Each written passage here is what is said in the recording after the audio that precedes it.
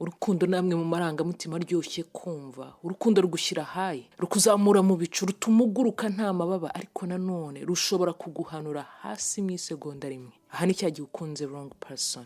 Nta kintu gishobora kukubabaza kuri iyi si nk'urukundo, uramutse ukunze umuntu utagombaga gukunda. Love is like a double-edged sword that can shatter your world in a second. I'm telling you, umuntu avuze ku rukundo bwakwira bugacya. Urukundo ni nk'inkota ifite ubugi hombi. Urukundo ruza mu masura abiri. Inyuma y'umunezero n'ibyishimo hari intimba, hari agahinda kadafite igipimo, gafite ubushobozi bwo gushwanyaguza umutima wawe mu duce nka miliyoni mu masegonda 30 gusa.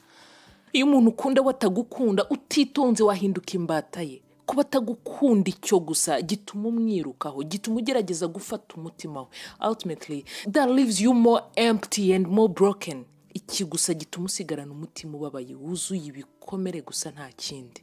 Gukomeza kumwirukaho ni kutakaza agaciro kawe, niko aguca amazi akureba akabona urubusa ntacyo uri cy'imbere ye. You love this person from the core of your heart, but they neglect you, abi. Urukundo rwawe ruri pure, ruri sincere. Uyu muntu uramukunda by'ukuri, ariko ubona atabyumva, ubona nta gaciro abiha. Now you listen up. Nibwo bwa mbere kuva natangira inama uyu munsi naba ngiye kuvugisha ukuri kuzuye mu buzima, kuryana gushaririye. Ubu uri kumva iyi nama uyu munsi, ndabizi neza ko amarira ashobora kuba agiye gutangira gushoka ku matama yawe, kuko ngiye kuvuga neza situation yawe.